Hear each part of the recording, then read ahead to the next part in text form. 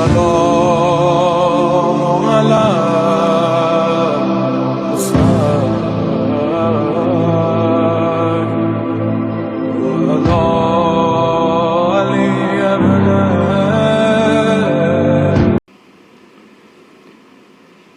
أعوذ بالله من الشيطان الرجيم.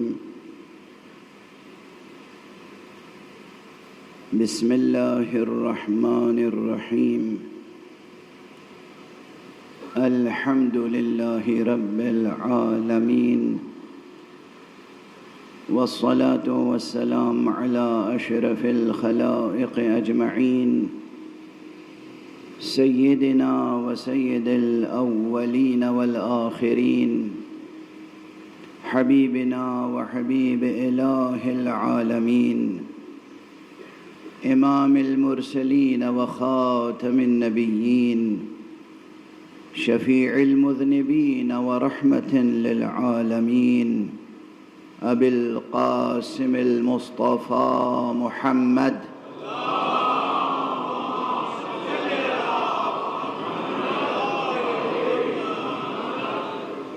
وعلى أهل بيته الطيبين الطاهرين الهداة المهديين المعصومين المظلومين، واللعنة الدائمة على أعداء الحق والدين. أما بعد، فقد قال الله تعالى عز اسمه في محكم كتابه ومتقن خطابه. بسم الله الرحمن الرحيم. لو أنزلنا هذا القرآن على جبل لرأيته خاشعا متصدعا من خشية الله. وتلك الأمثال نضربها للناس لعلهم يتفكرون. صدق الله العلي العظيم.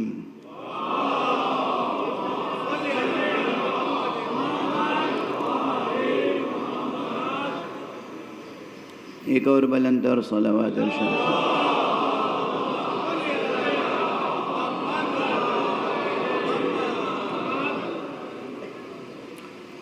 قرآن حکیم کے سورہ مبارک ہے حشر کی 21ویں آیت.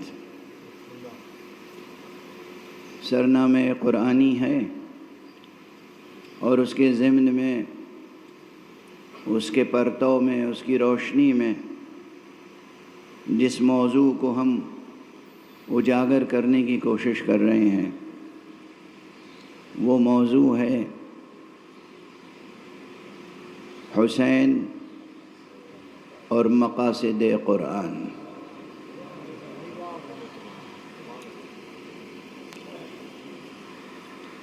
حق یہ ہے، سچ یہ ہے کہ مقاصد قرآن تک پہنچنے کا قریب ترین اور سریع ترین وسیلہ حسین ہے.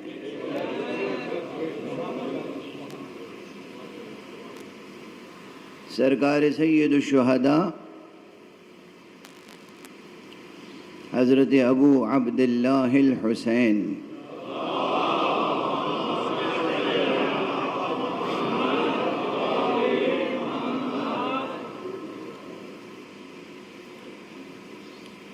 عالم اسلام کے لیے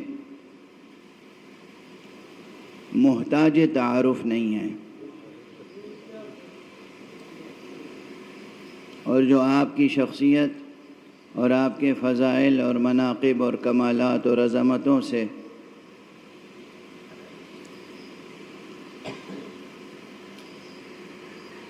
اس طرح کا اظہار کرے کہ جسے کہتے ہیں تجاہل عارفانہ،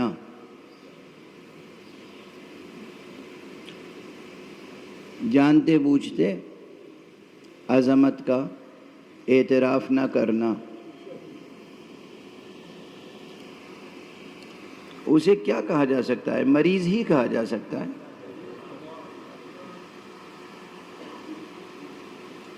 سرکار سید الشہداء کی شخصیت اور آپ کی عظمت ممکن نہیں ہے کہ کوئی سرکار ختمی مرتبہ صلی اللہ علیہ وآلہ وسلم۔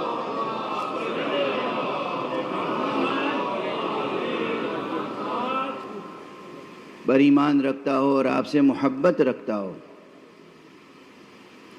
حضور کے ساتھ صرف ایمان لانا کافی نہیں ہے، قرآن مجید کی روشنی میں اور خود احادیث صحیحہ کی روشنی میں آپ سے محبت کرنا لازمی ہے۔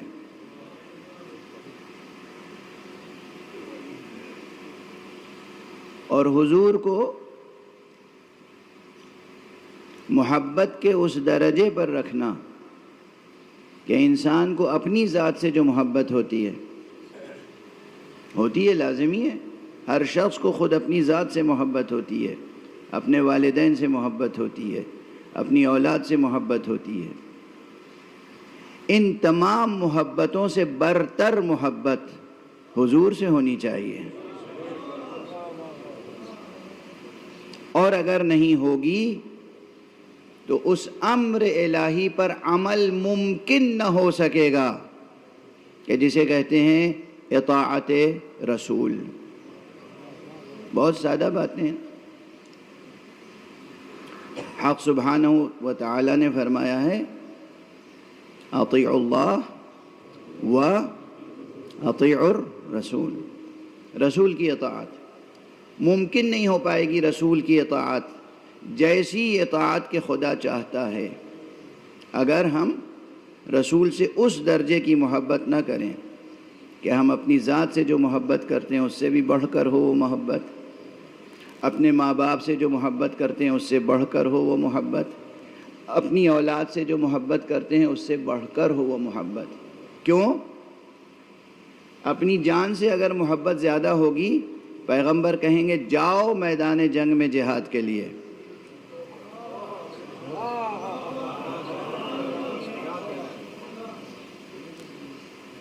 جان سے محبت ہوگی تو جہاد سے فرار ہوگا،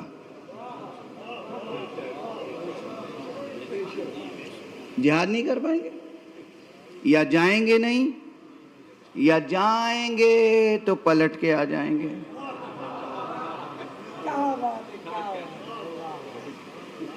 اپنی جان پیاری ہے، واضح ہے نا یہ؟ حضور سے اس درجے کی محبت طلب الہی ہے اور طلب پیغمبر کہ آپ اپنی ذات سے زیادہ حضور سے محبت کریں، اپنے والدین سے زیادہ حضور سے محبت کریں، اپنی آل اولاد سے زیادہ حضور سے محبت کریں۔ اور اس درجے کی جب محبت ہوگی تو ممکن نہیں ہے کہ اس شخص کو یہ معلوم نہ ہو کہ حضور خود کس سے محبت کرتے ہیں۔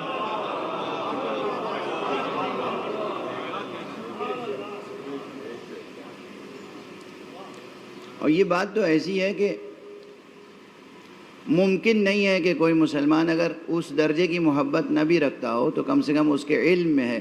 اگر وہ رسول کے پیچھے نماز پڑھنے کے لیے جاتا ہوگا مسجد میں تو اسے یہ معلوم ہوگا کہ رسول کبھی کبھی سجدے کو طول دے دیتے تھے۔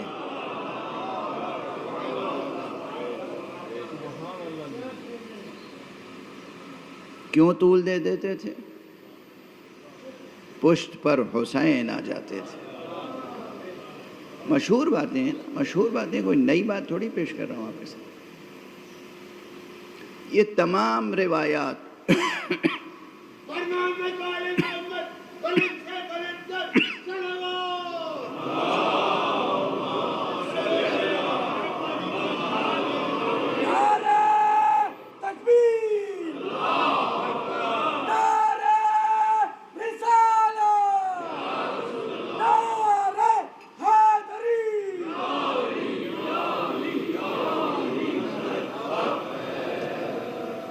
اور پھر وہ تمام حدیثیں، یہ تمام واقعات اور وہ تمام حدیثیں جس میں صراحت کے ساتھ پیغمبر نے اپنے نواسوں کو پہچانوایا ہے، کہیں دونوں کو ایک ساتھ، کہیں ایک ایک کو علیحدہ علیحدہ۔ اور آقا حسین کی شان میں یہ حدیث ہے کہ پیغمبر منبر پر تشریف فرما تھے اور سید الشہداء مسجد میں داخل ہوئے، پاؤں جیسے کرتے کے دامن میں بچپن کے جو ظاہری تقاضے ہوتے ہیں الجھ رہا تھا، اصحاب نے چاہا کہ اٹھا لیں، پیغمبر خود منبر سے نیچے اتر کر آئے،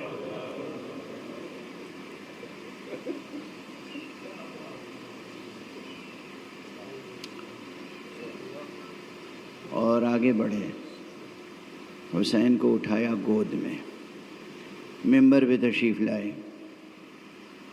بٹھایا اپنے زانوں پہ اور کہا ھذا حسین فاعرفوہ، یہ حسین ہے، اس کی معرفت پیدا کرو۔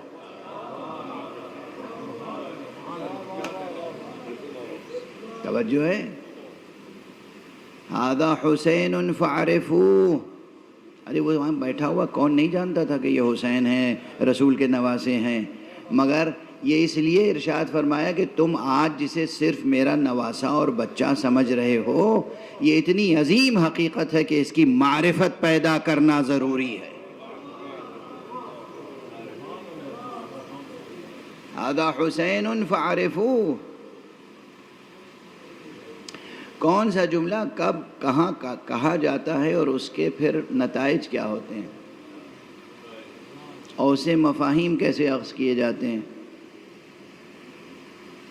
کل بھی اشارہ کر چکا ہوں کہ اس کے لیے پورا ایک نظام ہے قوانین کا۔ آج ماشاءاللہ بزم میں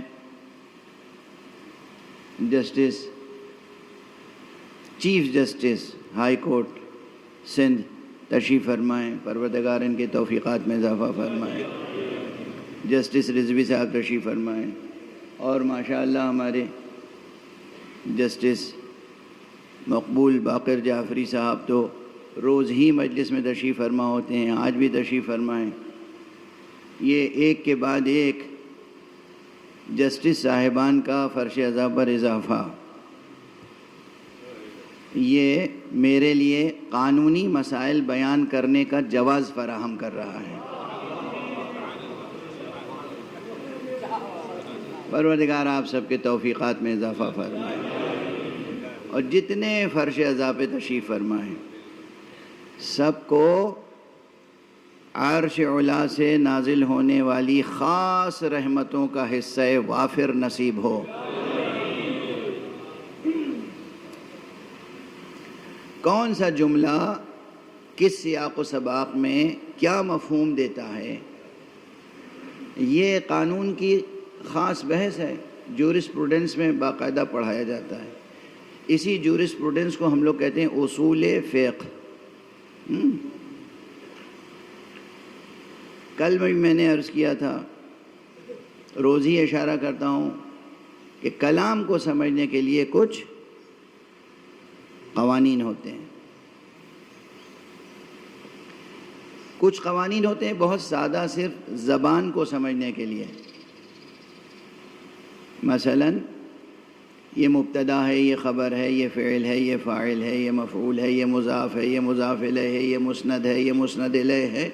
یہ جو مسائل ہیں یہ نحو کی سطح پر، گرامر کی سطح پر طے ہوتے ہیں، اور اس سے یہ طے کیا جاتا ہے کہ زبان لکھنے والے نے شعر میں یا نثر میں یا تقریر میں صحیح استعمال کی یا استعمال نہیں کی۔ زبان کی غلطی تو نہیں ہوئی، ترکیب کی غلطی تو نہیں ہوئی جملوں میں، یہ کام کس کا ہے؟ نحو کا، اور یہ یہیں ختم ہو جاتا ہے۔ ان جملوں میں جو معانی اور مفاہیم ہیں وہ نحو سے پوری طرح واضح نہیں ہو پاتے، اس کے لیے الگ مزید علوم مرتب کیے گئے، علم معانی، علم بیان بطور خاص، کہ بھئی جملہ تو درست ہے مگر اس جملے میں یہاں تقدیم و تاخیر ہے، یا یہاں تشبیہ ہے اور استعارہ ہے۔ تقدیم و تاخیر ہے تو کیا معنی ہوں گے، تشبیہ و استعارہ ہے تو کیوں ہے، اس میں کیا مفہوم میں اضافہ ہوا، یہ سب کام کس کا ہے؟ علم معانی اور علم بیان۔ بات یہیں ختم نہیں ہو جاتی، ابھی بھی آپ جملے اور جملے کے مضامین میں ہیں گرفتار، اس کے بعد مراد متکلم کیا ہے،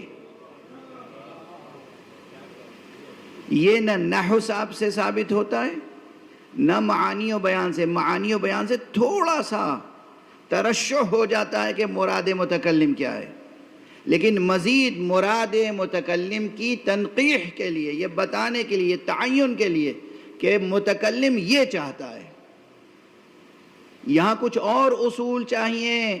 علم دلالات پورا مرتب کیا گیا کہ کوئی جملہ کس طرح اس کی دلالت متعین ہوگی اور مراد متکلم کیسے واضح ہوگی.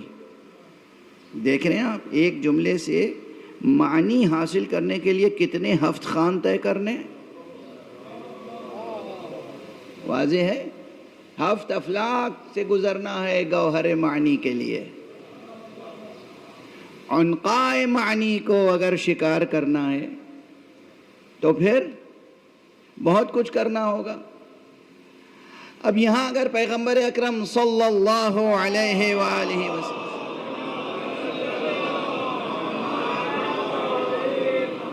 نے ارشاد فرمایا کہ ھذا حسین فاعرفوہ، دست عبدت جوڑ کے عرض کروں، نصاب دینیات اسلام میں معرفت حسین کا پورا ایک لازمی چیپٹر ہونا چاہیے، اس لیے کہ رسول نے حکم دیا ہے.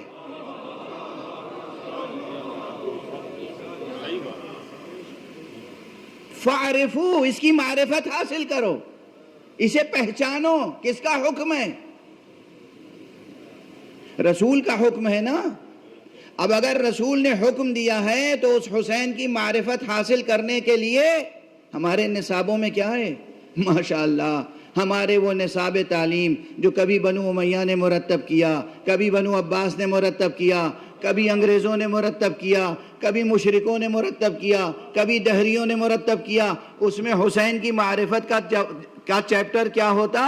اس میں تو محمد اور آل محمد کی تاریخ کو زیادہ سے زیادہ یا مسخ کیا گیا، تبدیل کیا گیا، انحراف کیا گیا یا مٹا دیا گیا. اور یہ سلسلہ آج تک جاری ہے. اب تین جسٹس صاحبان کے چہرے تو میں سامنے دیکھ رہا ہوں، ہو سکتا ہے اور ادھر ادھر بہت سے وکلاء اور جج صاحبان اور جسٹس صاحبان ہوں.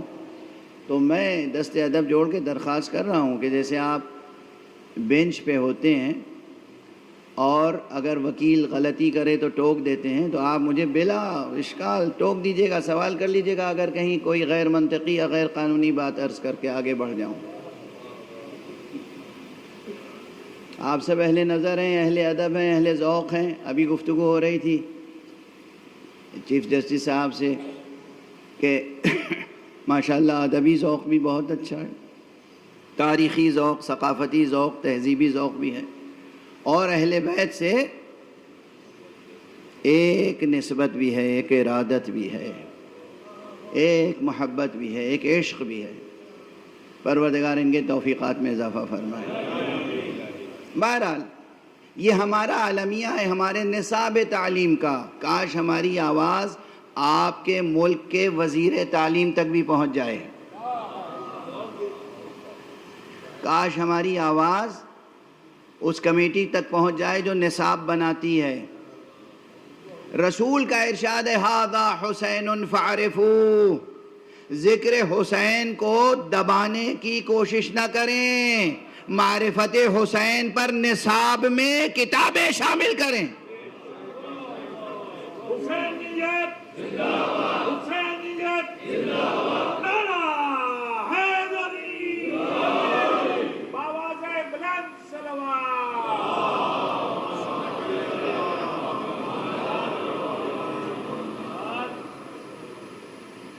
اگر مسلمان رہنا ہے، اگر فرما بردار حضرت ختمی مرتبہ صلی اللہ علیہ وآلہ وسلم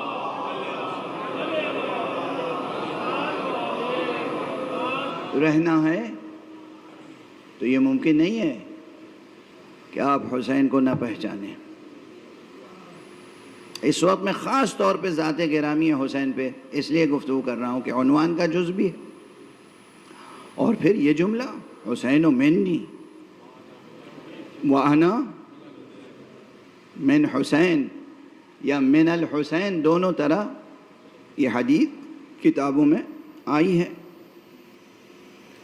اچھا، اگر کوئی خود اعلان کر دے کہ یہ میرا جزو ہے، یہ مجھ سے ہے اور میں اس سے ہوں، تو اگر تاریخی نقطہ نظر سے بھی صرف سیرت کا مطالعہ کریں گے تو ممکن نہیں ہے کہ سیرت مصطفیٰ کا مطالعہ مکمل ہو جائے بغیر حسین کے مطالعے کے۔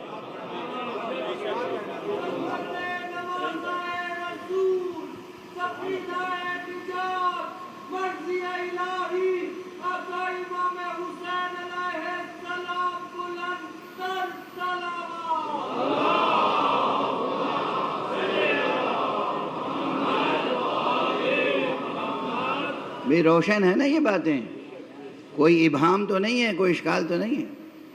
اور اسی لیے میں نے عرض کیا کہ آقا حسین کی ذات گرامی نزدیک ترین وسیلہ ہے، سریع ترین، نزدیک ترین، قریب ترین،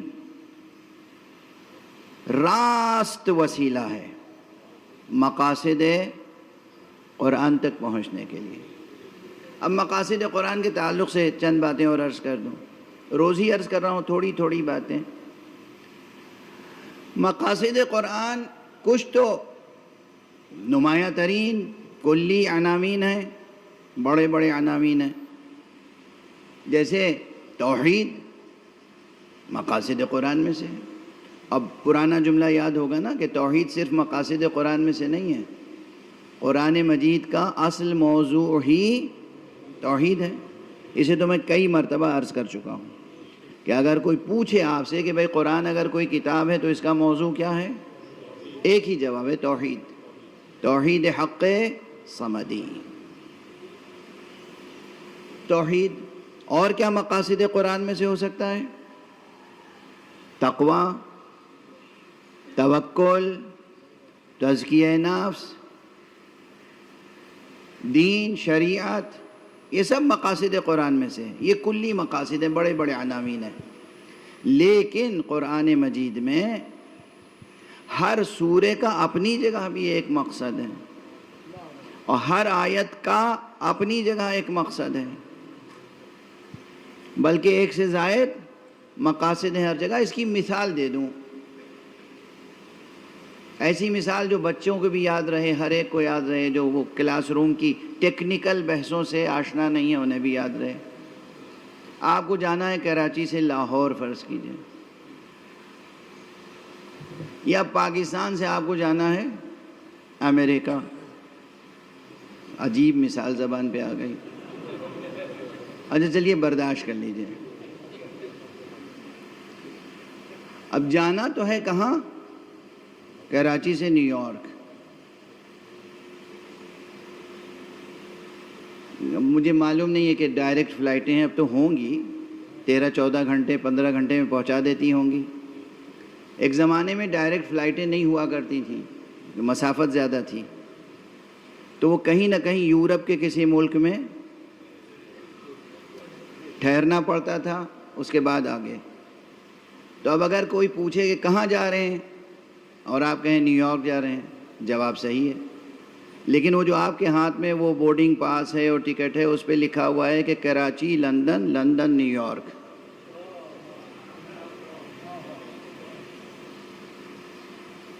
تو اب جب کسی سے آپ کہیں اور کہہ دیں کہ میں لندن جا رہا ہوں، فی الحال لندن کی فلائٹ پر ہوں، تو مقصد کیا ہوا؟ لندن۔ پہلا مقصد لندن ہوا، اور دوسرا اور آخری مقصد نیو یارک۔ اتنی بات سمجھ میں آ گئی بہت آسانی سے سب کو۔ کسی بڑے مقصد تک پہنچنے کے لیے راستے میں قدم بقدم بہت سے مقاصد سے گزرنا پڑتا ہے۔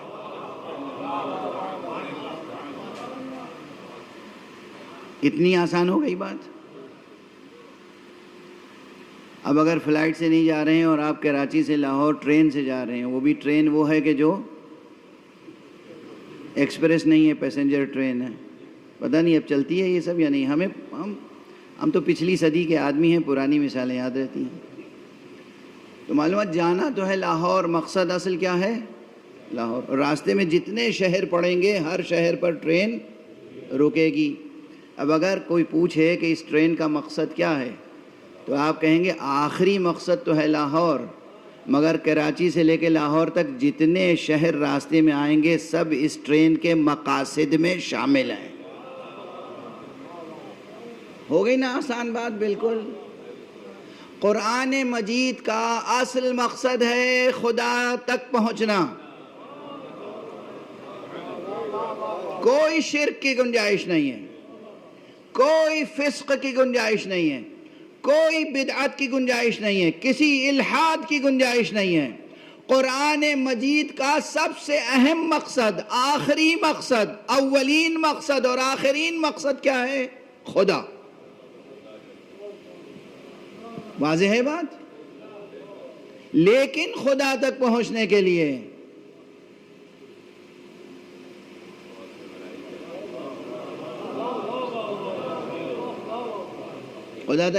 کیا کیا کرنا ہوگا؟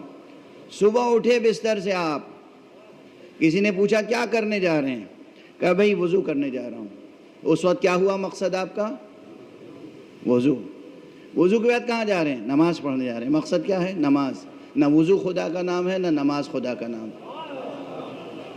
وضو خدا تک پہنچنے کا ایک جو راستہ ہے اس میں ایک چھوٹا سا فریضہ ہے، ایک واجب ہے. اس کے بعد نماز پڑھنا ایک بڑا فریضہ ہے، لیکن نماز خدا کا نام نہیں ہے. خدا کا قرب حاصل کرنے کے لیے نماز ایک وسیلہ ہے، اور یہ بھی من جملہ مقاصد دین اور مقاصد قرآن ہے. کتنی روشن مثالیں ہیں. اسی لیے لفظ آیا عنوان میں مقاصد قرآن. قرآن مجید کے مقاصد جمع کی حیثیت سے، کلی حیثیت سے دیکھیں بہت ہیں، اور بہت مشکل ہے کسی کا یہ دعویٰ کرنا کہ تمام مقاصد قرآن پر میری نظر ہے. کوئی بڑے سے بڑا مفسر اور فقیہ یہ دعویٰ نہیں کر سکتا کہ قرآن مجید کے تمام مقاصد میری نگاہ میں ہیں. بڑے بڑے چند مقاصد آپ کی نگاہ میں رہتے ہیں، اور اس کے ضمن میں ضمنی مقاصد بھی آپ کے سامنے بہت سے رہتے ہیں، مگر یہ دعویٰ کرنا کہ کل کے کل مقاصد میری نگاہ میں ہیں، ممکن نہیں ہے کہ کوئی غیر معصوم یہ دعویٰ کر سکے. اب آپ اندازہ کر رہے ہیں روزانہ کہ موضوع کتنا اہم ہے اور کتنا وسیع اور کتنا عمیق. اب اس میں آج جب میں نے یہ عرض کیا کہ ہر سورے کا بھی ایک مقصد ہے، پورے قرآن کا مقصد ہے، ہر سورے کا ایک مقصد ہے.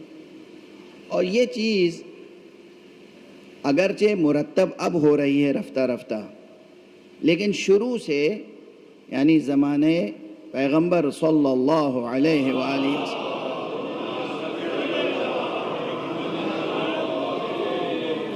اس زمانے سے جو کبار صحابہ تھے، جو فقہائے صحابہ تھے، جو علماء صحابہ تھے، یعنی اصحاب میں جو واقعاً عالم تھے، اصحاب میں جو واقعاً فقیہ تھے، اصحاب میں جو واقعاً صاحبان علم تھے، ان کے ہاں یہ مقاصد کے اشارے موجود ہیں. کہیں انہوں نے کسی آیت کا مقصد بیان کر دیا، کہیں انہوں نے کسی سورے کا مقصد بیان کر دیا. اب اسے پھر اور عرض کر دوں کہ مقصد اور تفسیر میں اور ترجمے میں کیا فرق ہے. ارے کوئی آیت ہوتی ہے اس میں 4 6 8 10 الفاظ ہوتے ہیں، ٹھیک ہے نا. اب یہ طے کرنا کہ اتنے الفاظ میں کلیدی کلمہ کون سا ہے،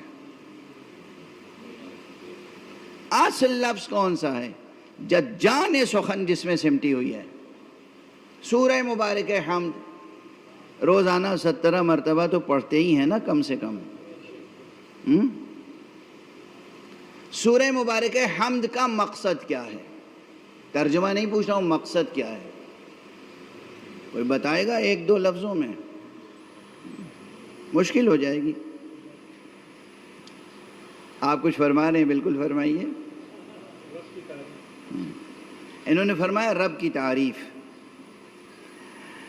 مجھے اس سے اختلاف ہے اور بڑے بڑوں کو اختلاف ہے اس سے. صرف تعریف نہیں، تعریف کے علاوہ بھی کچھ ہے. تعریف رب کی سورہ حمد کے مقاصد میں سے ایک مقصد ہے، لیکن اس سب پر ایک کوئی مقصد سب سے زیادہ حاوی ہے۔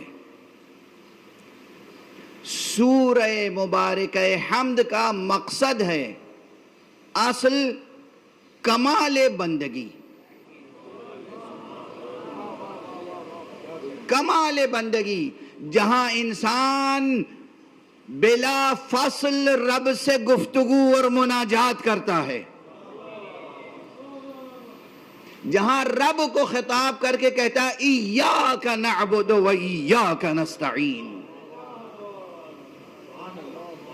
تو سورہ مبارکہ حمد کا سب سے بڑا مقصد تو ہے کمال بندگی، اور اسی لیے اس کو رسم بندگی میں شامل کیا گیا،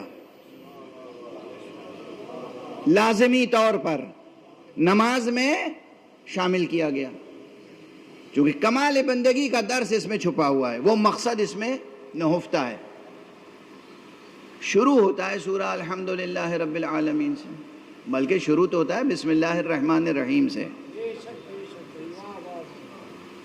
اب بسم اللہ الرحمن الرحیم اس آیت کا اپنا ایک مقصد ہے،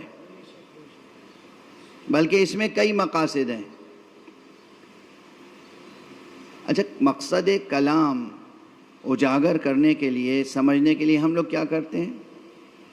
کسی انسان نے کوئی بات کس انداز سے کہی، وہ انداز تک زیر غور لایا جاتا ہے طے کرنے کے لیے کہ مراد کیا ہے، اصل میں چاہتے کیا ہیں۔ واضح ہے؟ انداز، کہنے کا انداز بھی مراد کو متعین کرتا ہے کہ دل میں کیا ہے، چاہتے کیا ہیں۔ کہہ تو یہ رہے ہیں، مگر دیکھیے یہ کہا تھا مگر ایسے کہا تھا۔ واضح ہے؟ اب مثالیں دوں گا تو وقت زیادہ صرف ہوتا چلا جائے گا۔ سورہ مبارکہ ہم شروع ہوتا ہے بسم اللہ الرحمن الرحیم۔ یہ آیت مجیدہ مستقل ایک آیت ہے اور سورہ حمد کا جز ہے۔ اب اس بحث کو نہیں، دیکھیے ہر جگہ ایک بحث چھڑ جاتی ہے بڑی، اس بحث کو میں چھوڑ کے آگے بڑھ رہا ہوں۔ بسم اللہ الرحمن الرحیم پہلی آیت ہے قرآن مجید کی، خود اللہ کے نام نامی لفظ اللہ سے کیوں نہیں شروع ہوئی؟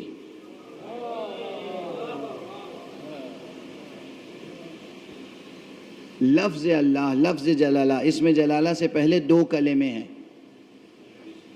کون سا کلمہ؟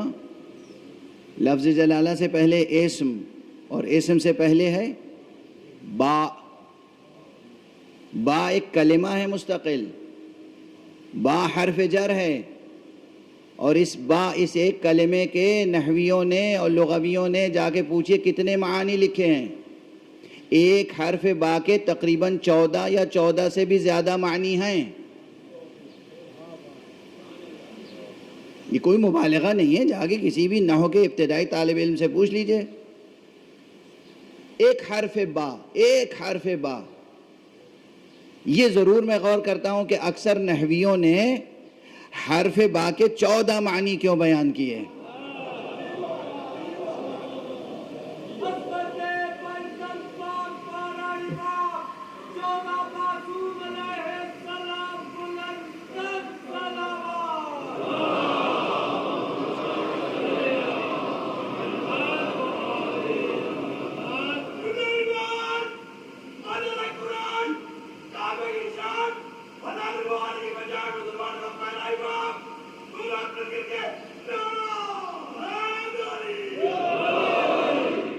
توجہ برقرار رکھیے، قبل اس کے کہ موسم اور میری کمزوری تقریر پہ غالب آئے، میں اپنی بات آج مکمل کر سکوں۔ بسم اللہ الرحمن الرحیم، بھائی غور کیجئے گا، بعد میں بہت سی باتیں کہ یہ شروع ہوئی بات کہ اللہ کے نام کے سہارے سے، جو رحمان ہے اور رحیم ہے۔ اچھا، ایک تو یہ سوچنا پڑے گا کہ مقصد کیا ہے اس آیت کا، یہ حرف سے کیوں شروع ہوئی، اسم سے شروع کیوں نہیں ہوئی، یہ جملہ فعلیہ کیوں نہیں ہے، صاف صاف. یہ جملہ اسمیہ کیوں نہیں ہے صاف صاف؟ اب باطن میں جو ہے وہ تو ہے، ٹھیک ہے نا، محذوف و مقدر کی بات نہیں کر رہا ہوں. صاف صاف یہ شبہ جملہ ہے، جملہ اسمیہ نہیں ہے. اگر اسم سے شروع ہوتا، فعل سے شروع ہوتا، فعل سے بھی شروع نہیں ہوا، حرف سے شروع ہوا، تو مقصد کیا ہے اس آیت کا؟ پھر اس کے بعد اللہ کا نام آیا. اللہ کے بعد اللہ کے کتنے اوصاف ہیں؟ وہ خالق ہے، وہ قادر ہے، وہ رب ہے، وہ رازق ہے، وہ ذوالجلال والاکرام ہے. 99 نام تو کم سے کم آپ کو سب کو یاد ہی ہونے چاہیے. ان تمام 99 ناموں میں سے صرف 2 نام الرحمن الرحیم یہاں پر کیوں استعمال ہوئے؟ جب آپ یہ غور کریں گے تو ایک مقصد اور اجاگر ہوگا کہ یہ نہ سوچئے کہ یہ قرآن مجید ڈرانے والی کتاب ہے، یہ سوچئے کہ یہ کلام رحمت ہے، اور یہ سر بسر از اول تا آخر کتاب رحمت ہے. واضح ہے؟ اب اس کے بعد آیا کلمہ. اب دیکھیے ایک کے بعد ایک مقصد آ رہا ہے نا. الحمدللہ رب العالمین.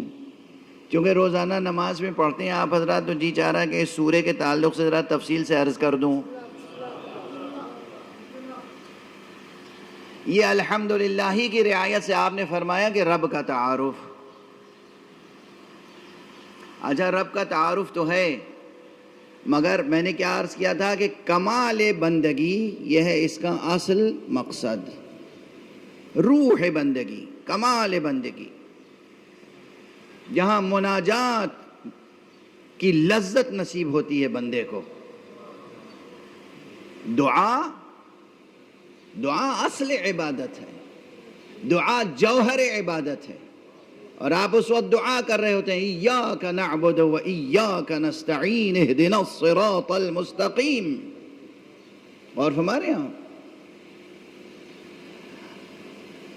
اللہ سبحانہ و تعالیٰ کی عبادت کے لیے اور اس کے سامنے سر جھکانے کے لیے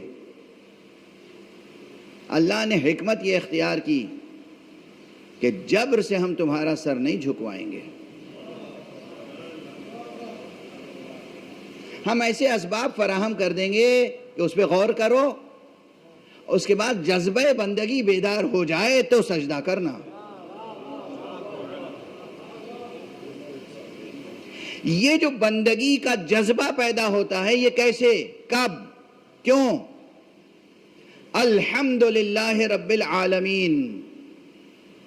تعریف ہے، ستائش ہے اس پروردگار کے لیے جو عالمین کا پالنے والا ہے.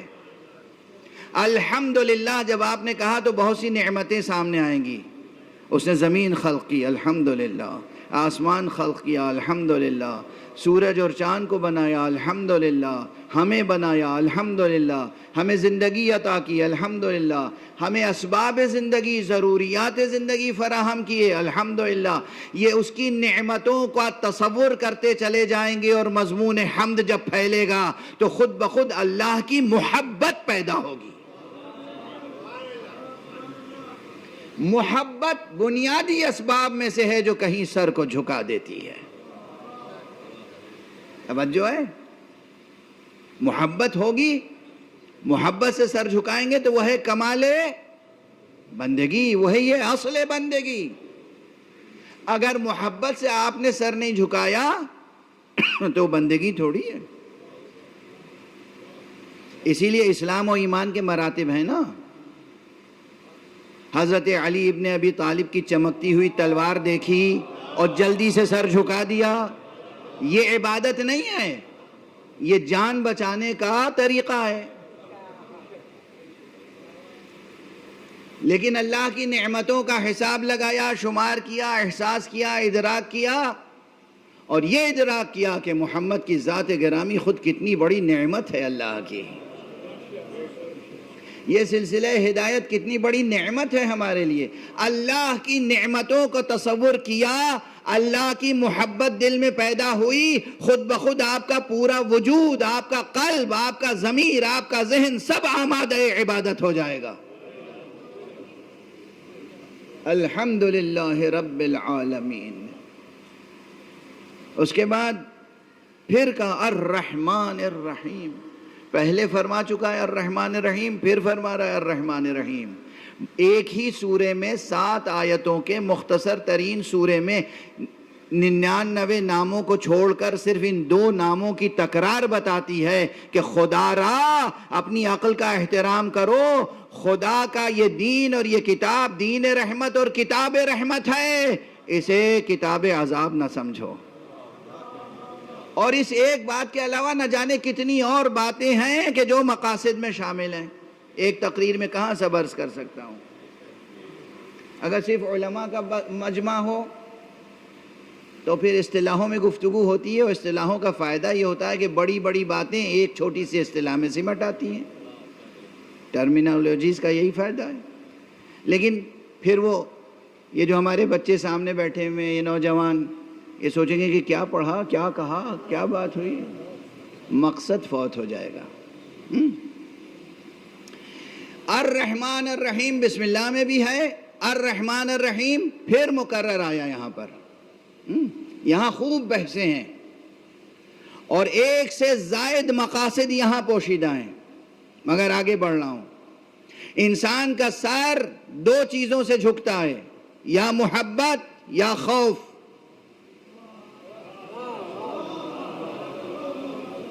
جب کہا الحمدللہ رب العالمین الرحمن الرحیم تو وہاں جوش محبت پیدا ہوا.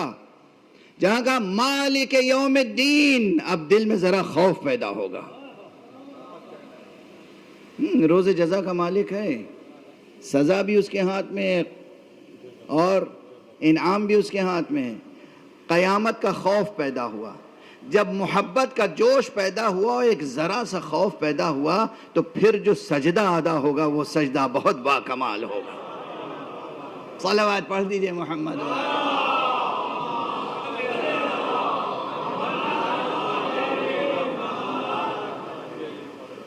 دیکھیے قرآن مجید کی آیتوں کے مضامین پر غور کرنے سے اور ان کے مقاصد پہ غور کرنے سے کچھ نماز میں بھی کیفیت میں برتری پیدا ہوگی یا نہیں. اسی لیے کہا گیا ہے کہ جب پڑھو نماز تو جو کہہ رہے ہو اس کے مضمون میں غور کرتے رہا کرو کہ کہہ کیا رہے ہو، زبان سے ادا کیا کر رہے ہو. اگر ذہن وہاں رہے گا تو نہ سہو ہوگا نہ نسیان، نہ بھولیں گے پہلی رکعت ہے کہ چوتھی اور ہمارے یہاں. اور کیفیت جو نماز و عبادت کی ہوگی بہت بلند ہوگی. اچھا ایک جملہ کہے بغیر آگے نہیں بڑھ سکتا. بار بار جو لوگ مجھ سے کہتے ہیں کہ قرآن مجید میں تو غیظ و غضب کا اظہار ہر جگہ ہے، آپ یہیں دیکھ لیجئے محبت پیدا کرنے کے لیے کم سے کم 3 آیتیں ہیں. بسم اللہ الرحمن الرحیم، الحمدللہ رب العالمین، الرحمن الرحیم. اسی لیے میں نے کہا جوش محبت پیدا ہو جائے. خوف پیدا کرنے کے لیے بس ایک آیت مالک یوم الدین. اب 3 آیتیں نہیں ہیں متوالی، 3 آیتیں ایسی کہ وہ قیامت کا مالک ہے، وہ جہنم خلق کرنے والا ہے، وہ گناہگاروں کو سزا دینے والا ہے. نہیں، یہ یہاں پر اب نہیں ہے. اس کے معنی یہ ہیں کہ رحمت الہیہ غالب ہے غضب الہی پر. محبت اور جوش محبت پیدا ہو اور اس میں ایک ذرا سا خوف خدا پیدا ہو، اور پھر دیکھیے کیا کیفیت ہوتی ہے. اور پھر دعا کے لیے ہاتھ اٹھ جائے ایاک نعبد و ایاک نستعین.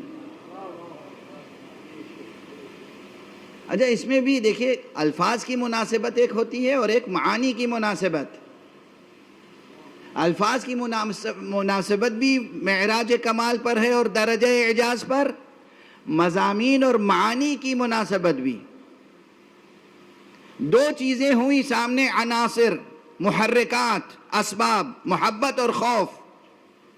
محبت کا تقاضا تھا کہ بندگی کے لیے سر جھکائیں اللہ کے سامنے، اور اس کا خوف جو پیدا ہوا تو اس کا تقاضا تھا کہ اسی سے مدد بھی لیں. اس لیے دو فقرے آئے، ایاک نعبد و ایاک نستعین. بات آگے بڑھ رہی ہے. ہر آیت کا ایک مقصد، ہر سورے کا ایک مقصد. ایاک نستعین، پروردگار تجھی سے مدد چاہتے ہیں، کمال بندگی، کمال بندگی، اسی سے مدد چاہتے ہیں. اب اگر وہ مدد کا پورا نظام بنا دے اور ایک سلسلہ مدد کا قائم کر دے تو اس سلسلے اور نظام کو قبول کرنا ہے عین بندگی. اس نظام اور اس سلسلے سے سرتابی ہے عین کفر. واضح ہے؟ کہا نا آپ نے ایاک نعبد و ایاک نستعین اہدنا الصراط المستقیم، پروردگار مجھے سیدھے راستے کی ہدایت فرما. اللہ نے اس کے آگے کیا فرمایا؟ صراط الذین انعمت علیہم غیر المغضوب علیہم ولا الضالین. سیدھا راستہ یعنی کیا؟ یعنی ان ہستیوں کا راستہ. اب لفظوں میں نہ الجھیے گا، عبارتوں میں نہ الجھیے گا، مضامین میں نہ الجھیے گا، اصول و فروع میں نہ الجھیے گا. اگر آپ کو صراط مستقیم پر رہنا ہے اور خدا تک پہنچنا ہے تو فقہا کے بنائے ہوئے قوانین کو بعد میں پڑھیے گا، پہلے ان ہستیوں کی تلاش کیجئے. جو ہستیاں وہ ہیں جن پر اللہ کی نعمتیں خاص ہوئی، جن پر اللہ کی نعمتیں تمام ہوئیں، جنہوں نے کبھی بھی کوئی گناہ نہیں کیا، جنہوں نے کبھی کوئی گمراہی نہیں اختیار کی. اور فرما رہے ہیں آپ، یعنی اب اگر میں کہوں کہ اللہ کے ان اولیاء، ان ائمہ، ان انبیاء، ان مرسلین، ان ہستیوں کی تلاش مقاصد قرآن میں ہے.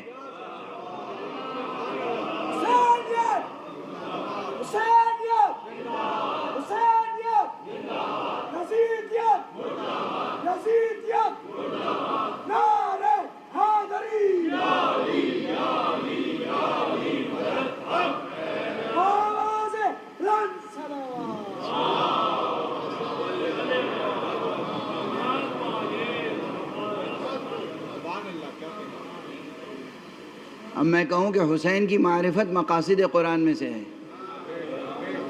حسن کی معرفت حاصل کرنا مقاصد قرآن میں سے ہے، علی ابن ابی طالب کی معرفت حاصل کرنا مقاصد قرآن میں سے ہے، محمد مصطفیٰ صلی اللہ علیہ وآلہ وسلم کی معرفت حاصل کرنا اور ان کی سیرت طیبہ کو دقیق سنجی کے ساتھ سمجھنا، پڑھنا، سیکھنا، اختیار کرنا مقاصد قرآن میں سے ہے. تو یہ مبالغہ نہیں ہوگا، نہ صرف یہ کہ مبالغہ نہیں ہوگا بلکہ یہ خلاف واقع نہیں ہوگا. حقیقت یہ یعنی صراط الذین انعمت علیہم پڑھتے رہیں، یہ ایک لمبی آیت، یہ پڑھتے رہیں اور اس پہ عمل کبھی نہ کریں.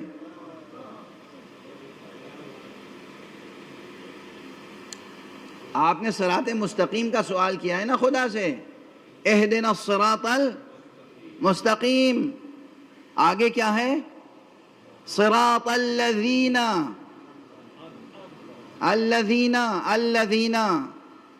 ان ہستیوں کا راستہ جن پر اے پروردگار تو نے نعمتیں نازل فرمائی.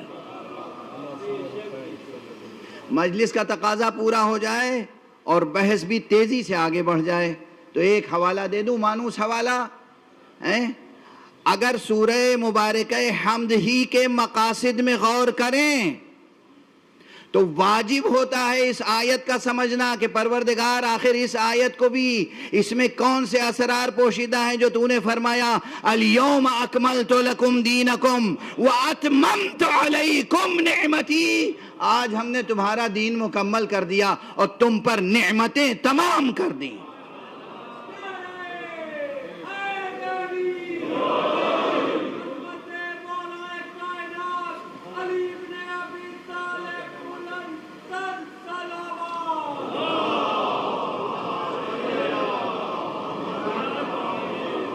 بھئی قرآن کو قرآن کی روشنی میں سمجھنے کی ضرورت ہے یا نہیں؟ یہاں کیا کہا؟ انعمت علیہم، انعمت علیہم، اے پروردگار جن لوگوں پہ تو نے نعمت نازل کی، نعمت نازل کی. اور قرآن مجید میں نشاندہی اس مقام کی بھی ہے کہ جہاں نعمت نازل ہی نہیں کی، نعمت تمام کی. اور فرمانے نعمت تمام کی. تو کیا یہ ممکن ہے کہ ہم اس مقام کو سمجھے بغیر مقصد قرآنی کو حاصل کر لیں؟ اب اگر مستند ترین محدثین نے یہ نقل کیا ہے کہ آیہ اکملت، آیہ اتممت علیکم نعمتی روز غدیر نازل ہوئی، تو اس کے معنی ہے کہ مقاصد قرآن میں یہ بھی شامل ہے کہ ولایت غدیر کی حقیقت معلوم کرو.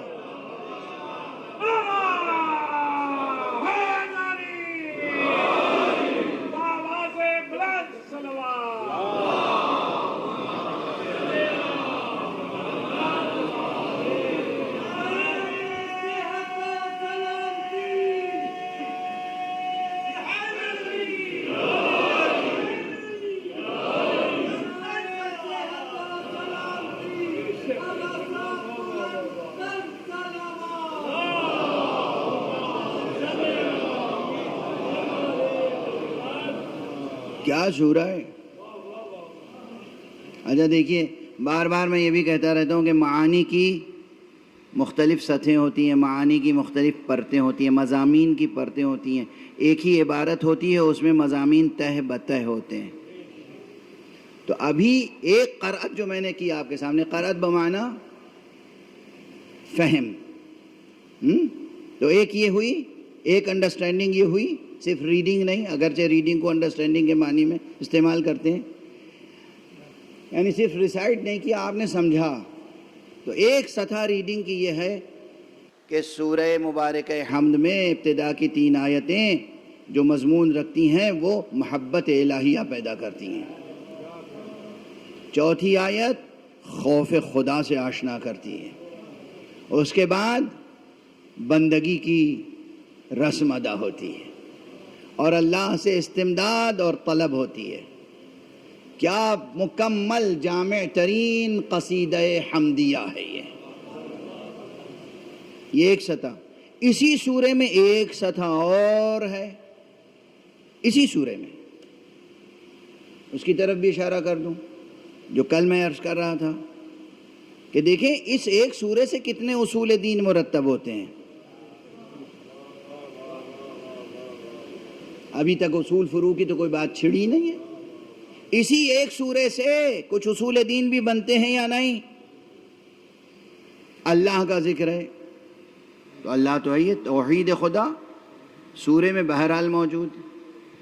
اس کے بعد توحید کے بعد ہم لوگوں نے عادل بھی کچھ رکھا ہے. عادل کا تذکرہ ہے کہیں سورہ مبارکہ حمد میں؟ اب یہ حضرات تشریف فرما ہے، کیا ممکن ہے کہ کہیں سزا اور جزا کا تصور ہو بغیر تصور عدل کے؟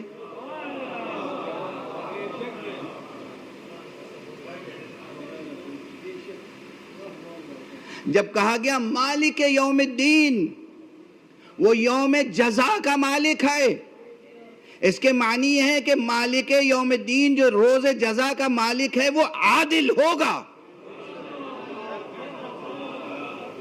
اچھا، تمام اوصاف کو چھوڑ کے یہاں مالک یوم الدین خاص طور سے کہا گیا، اس لیے ہم نے باب توحید کے بعد تمام اسماء و صفات کو چھوڑ کے عادل کا تذکرہ ضروری سمجھا. توحید کے بعد عادل آ گیا. سورہ مبارکہ حمد ہی کی روشنی میں ہے، واضح ہے. اس لیے کہ اگر عادل نہیں ہوگا خدا، عادل کا تصور درمیان میں نہیں ہوگا، تو یہ سزا و جزا کیسی؟ واضح ہے. اور عادل کے بعد نبوت. یہ سورہ مبارکہ ملا کس کی زبان مبارک سے؟ ظاہر وحی نازل ہوئی، جبرائیل آئے، حضرت محمد ابن عبداللہ صلی اللہ علیہ وآلہ وسلم نے سکھایا، تعلیم فرمایا اس سورے کو، اور خود اس سورے کے اندر جو اللہ سبحانہ و تعالیٰ نے دعا تعلیم فرمائی تھی وہ کیا تھی؟ اہدنا الصراط المستقیم، اے پروردگار ہمیں صراط مستقیم کی ہدایت فرما۔ تو اللہ نے اسی میں آگے لکھ دیا تھا صراط الذین۔ تو یہ جو اللہ نے صراط مستقیم کی ہدایت فرمائی، اس میں سب سے پہلی ذات گرامی تو نبی اکرم کی ہے صلی اللہ علیہ وآلہ وسلم۔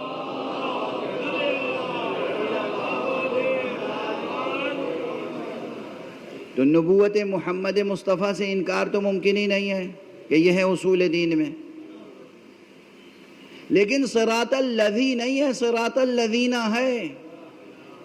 الذی واحد کے لیے آتا ہے، الذین جمع کے لیے آتا ہے۔ تو غور فرمانا ہوگا یہاں پر کہ صراط مستقیم میں نبی کے ساتھ کچھ اور ہستیاں بھی شامل ہیں۔ نبی ہیں، نبی کے ساتھ جو ہستیاں ہیں، اگر اماموں کی ہستیاں نہیں ہوں گی تو کس کی ہستیاں ہوں گی؟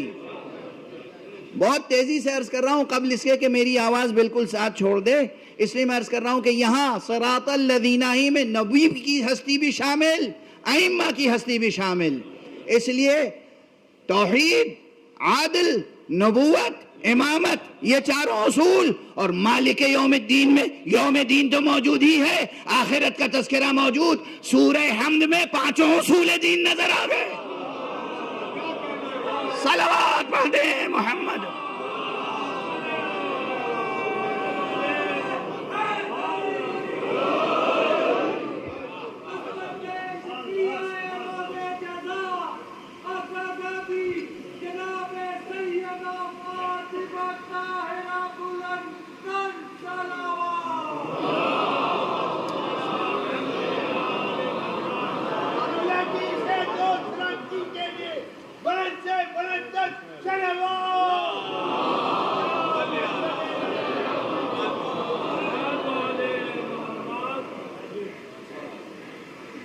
واضح ہے نا بالکل۔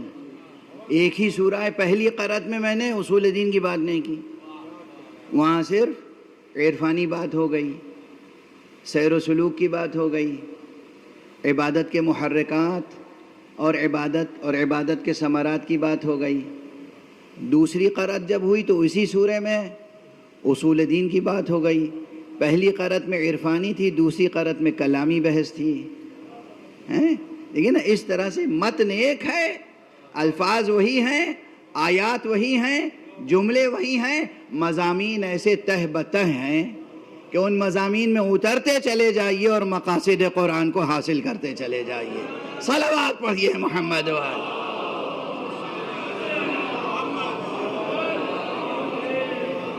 ایک متلاطم اور مواج سمندر ہے، اس میں غوطے لگاتے چلے جائیے اور موتی چنتے چلے جائیے۔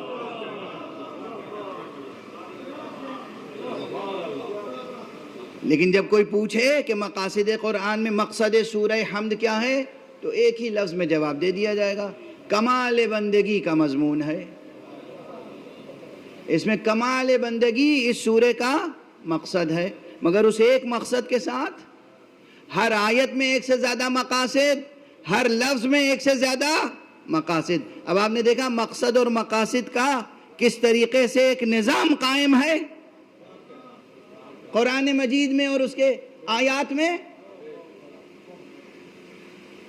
غور کیجئے، تدبر کیجئے، تفکر کیجئے، اور اسی لیے اللہ کہتا ہے کہ لو انزلنا هذا القرآن على جبل لرأيته خاشعا متصدعا من خشية الله وتلك الأمثال نضربها للناس لعلهم يتفكرون، تاکہ وہ غور کریں، سوچیں، سمجھیں۔ صرف رٹ لینا کافی نہیں ہے، حفظ کر لینا کافی نہیں ہے۔ قرآن مجید میں بار بار یہ تاکید آئی ہے لعلہم یتفکرون، تاکہ لوگ تفکر کریں۔ بس آج اسی مقام پہ گفتگو روکتا ہوں۔ قرآن مجید کے مقاصد میں اب کوئی یہ نہ کہے کہ اگر میں کہوں کہ حسین شناسی بھی مقاصد قرآن میں ہے تو یہ کوئی مبالغہ ہے یا کوئی مذہب پرستی یا شخصیت پرستی یا نسل پرستی. نہیں، ہرگز نہیں، ہرگز نہیں. تمام عالم انسانیت سے میں پوچھوں کہ اگر وہ تمام عالم انسانی کو 2 حصوں میں تقسیم کریں تو آقا حسین کو کس حصے میں رکھیں گے؟ اس حصے میں رکھیں گے نا جن پر اللہ کی نعمتیں ہوئیں نازل، یا اس حصے میں رکھیں گے کہ جن پر اللہ کی نعمتیں نازل نہیں ہوئیں؟ سب سے بڑی نعمت جو اس دنیا میں مل سکتی ہے وہ نعمت شہادت ہے. اس دنیا میں آپ کیا سمجھتے ہیں؟ یہ روزی روٹی، کاروبار، روزگار، نوکری چاکری، یہ نعمتیں ہیں؟ یہ نعمتیں؟ ہاں یہ ہیں نعمتیں، مگر اس دنیا میں سب سے بڑی نعمت کیا ہے؟ نظری سطح پر خدا کو پہچان لینا سب سے بڑی نعمت، لفظی سطح پر کلمہ لا الہ الا اللہ، کلمہ شہادت کو نصیب ہو جانا سب سے بڑی نعمت، اور حیاتی و وجودی سطح پر رتبہ شہادت پا لینا سب سے بڑی نعمت. یاد رہیں گے یہ جملے؟ ذہنی سطح پر، ادراکی سطح پر، معرفی و معرفتی سطح پر اللہ کی معرفت حاصل ہو جانا سب سے بڑی نعمت، الفاظ کی سطح پر کلمہ لا الہ الا اللہ کا نصیب ہو جانا سب سے بڑی نعمت، بھولیے گا نہیں. اور وجودی سطح پر شہادت نصیب ہو جانا سب سے بڑی نعمت، اس سے بڑی کوئی نعمت نہیں ہے. آقا حسین کا مرتبہ تو بہت بلند ہے. جس دن آیت اللہ خامنئی کا تذکرہ، ان کی شہادت ہوئی ہے، میں مسجد میں موجود تھا. ایک شخص نے مجھ سے آ کے کہا، ہم سب مغموم تھے، محزون تھے، ایک عجب کیفیت تھی، ناقابل بیان درد، حزن، کرب، علم. ایک شخص آیا، کہا مولانا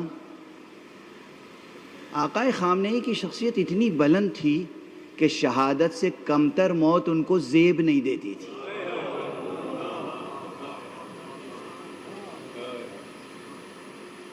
شہادت کا مرتبہ بہت بڑا مرتبہ ہے. اور یہ تو انسان ایک فقیہ، ایک متقی، ایک پرہیزگار انسان تھے، رہبر تھے امت کے، فقیہ مکتب آل محمد تھے، شہادت ملی. لیکن آقا حسین، کوئی قیاس کر سکتا ہے دونوں شخصیتوں میں؟ آقا حسین کوئی قیاس نہیں کر سکتا. مگر آقا حسین تو وہ ہیں کہ نہ صرف یہ کہ انہیں شہادت نصیب ہوئی، ان کے خاندان کے بچے بچے کو شرف شہادت نصیب.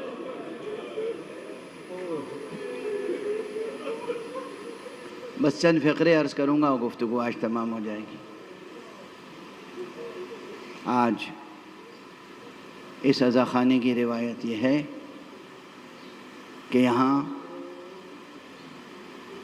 جناب زینب کے بچوں کی شہادت کا تذکرہ ہوتا ہے. اللہ اکبر. کربلا میں اب تک مشہور قول مورخین کے درمیان یہ ہے کہ 9 مائیں تھیں جن کے بچے ان کی آنکھوں کے سامنے شہید ہوئے.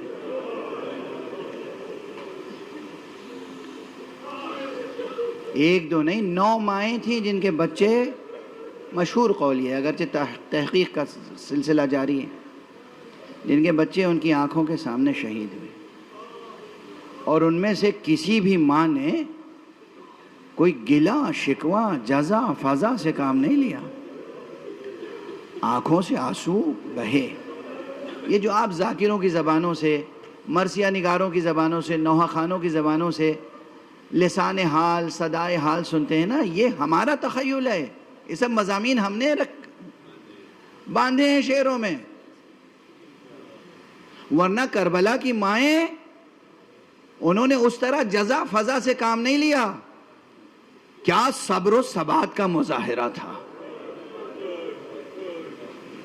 کوئی ماں اب سنتے چلے آ رہے ہیں نا آپ ایک زمانے سے 150 برس 200 برس 300 برس سے کہ پچھاڑیں کھا کھا کے غش کر گئیں اور یہ نالا کیا وہ فریاد کیا. اصل تاریخ میں وہ نہیں ہے. یہ ہم ان کی طرف سے صدائے حال اور زبان حال اور لسان حال بیان کرتے ہیں. ذاکرین، شعراء، مرثیہ نگار، نوحہ خان، جس میں کبھی کبھی یہ ہوتا ہے کہ بھائی آپ نے کیا نظم کر دیا، یہ ان کی شایان شان بھی نہیں ہے. وہاں صرف مرد ہی اولو العزم نہیں تھے، خواتین اس اولو العزمی کے درجے پہ فائز تھیں کہ جو تمام عالم بشریت کے لیے مثالی حیثیت رکھتا ہے. وہ اولو العزمی مثالی حیثیت رکھتی ہے. جناب زینب ہوں یا جناب رباب. اب میں مثال دے دوں، کسی ماں کے آغوش میں 6 مہینے کے بچے کا لاشا دے دیں آپ،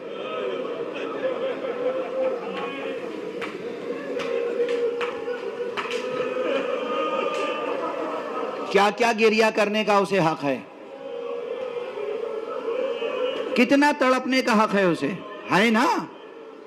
جائز حق ہے، فطری کیفیت ہے. ماں روئے گی، تڑپے گی، ہو سکتا ہے زبان پہ گلہ آ جائے. ہم نے نوحوں میں، مرثیوں میں، ممبروں پر بہت کچھ کہا نا.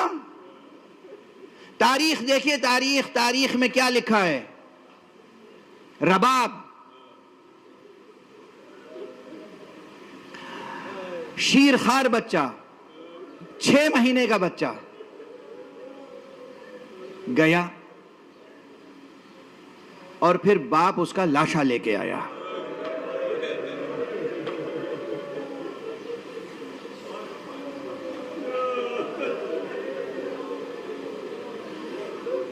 عام سطح زندگی پر عام انسان تو کیا کرتے ہیں، خدا کا گلہ شروع کر دیتے ہیں نا. خدا کا گلہ سنا ہے نہیں آپ نے؟ اٹھتے بیٹھتے سنتے ہیں. زندگی میں چھوٹی چھوٹی مشکلیں مصیبتیں آ جاتی ہیں تو بوڑھے جوان سب خدا کی شکایتیں کرتے ہیں، خدا کا گلہ شکوہ شروع کر دیتے ہیں.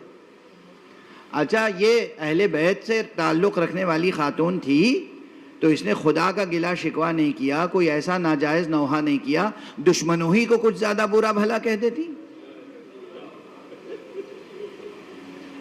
غور فرما رہے ہیں آپ؟ تاریخ گواہ ہے آقا حسین جب 7 مرتبہ آگے بڑھے اور 7 مرتبہ پیچھے،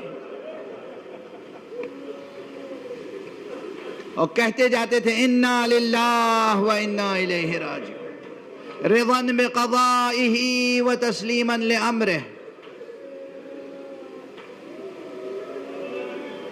اور اس کے بعد بالآخر آپ خیمہ گاہ کی طرف آئے. در خیمہ پر رباب کھڑی تھی، اس شیرخوار بچے کی ماں. ابا کا دامن ہٹایا، بچہ بس رباب کی آغوش میں دے دیا.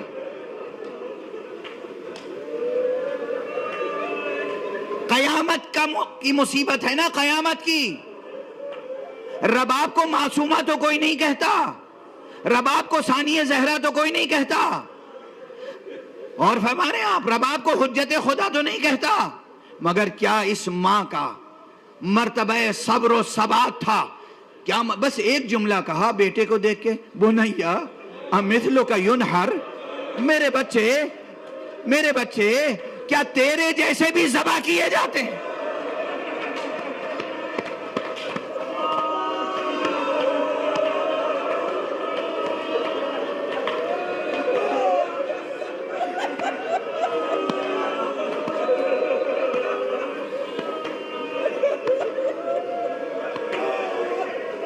دیکھا آپ نے؟ صبر و ثبات، صبر و ثبات، صبر و ثبات، یہ مرتبہ، یہ اولو العزمی. اب جائزہ لیں ہم کس طرح سے غم مناتے ہیں اور کس طرح سے غم منانا چاہیے. گریہ ہو رہا ہے، گریہ کبھی نہیں رکے گا. گریے کو روکنے کی کوشش نہ کریں، گریے پہ پابندی نہ لگائیں. دلوں کو عاشق اعضاء سے تر و تازہ اور منور رکھیں، دلوں کو پتھر نہ بنائیں۔ یہ جب مرتبہ رباب کا ہے کہ چھماہے کو دیکھ کر بھی زبان سے کوئی گلہ نہ کیا، تو اب سوچ لیجئے کہ اس بی بی کا مرتبہ کیا ہوگا جسے ثانیہ زہرا کہتے ہیں، حسین کی اولو العزم بہن زینب۔ 2 بیٹے زینب کے گئے، میدان کربلا میں جہاد کیا، بھرپور جہاد کیا، شہید ہوئے عون اور محمد، اور دونوں کے لاشیں جب آئے ہیں تو جب لاشیں لے کر امام آ رہے تھے، خاص طور سے میرے بزرگ ہیں، شفیق ہیں اور مجتہد بھی ہیں اور بہت اچھے خطیب بھی ہیں عربی زبان کے، علامہ آیت اللہ شیخ فاضل مالکی، پروردگار ان کو اپنی حفظ و امان میں رکھے۔ ان کی تحقیق یہ ہے کہ جناب عون اور جناب محمد دونوں بی بی زینب کے بیٹے تھے۔ کتابوں میں اختلاف ہے، آپ نے سنا ہوگا، بعض لوگ کہتے ہیں کہ محمد بی بی زینب کے بیٹے تھے، عون دوسری ماں سے تھے حضرت عبداللہ ابن جعفر طیار کے بیٹے، لیکن بہت سے محققین کا یہ قول ہے کہ دونوں بیٹے زینب کے تھے، دونوں بیٹے شہید ہوئے۔ امام حسین محمد کے لاشے پہ پہنچے،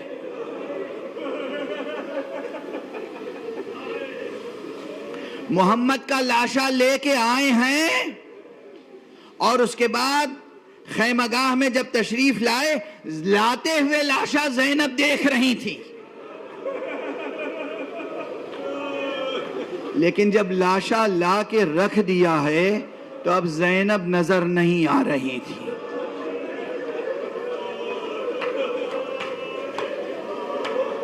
پوچھا ہے سرکار سید الشہداء نے، اور نجف اشرف کے ایک اور عظیم مورخ، ادیب، شاعر، محقق، مصنف اور میرے برادر معظم علامہ سید ذوالقدر رضوی کے خصوصی استاد ادب علامہ سید مہدی سویج الخطیب، جو اپنے دور کے نامور محقق تھے، وہ اس انداز سے مصائب پڑھا کرتے تھے عون و محمد کے۔ نجف اشرف میں منبر حرم سے وہ کہتے تھے حسین لے کر آئے اور دونوں بھانجوں کے لاشیں زمین پر لٹا دیے، اس کے بعد خود لیٹ گئے درمیان میں، کبھی ادھر مڑتے تھے محمد کو پیار کرتے، کبھی ادھر مڑتے تھے ان کو پیار۔ بیٹا جاؤ، جنت میں تمہاری دادی انتظار کر رہی ہیں۔ اس کے بعد بلایا، کہاں ہے زینب؟ میری ماں جائی بہن زینب کہاں ہے؟ معلوم ہے زینب سجدہ شکر میں ہے۔ پروردگار تیرا شکر ہے، تو نے میری قربانیاں قبول فرمائی۔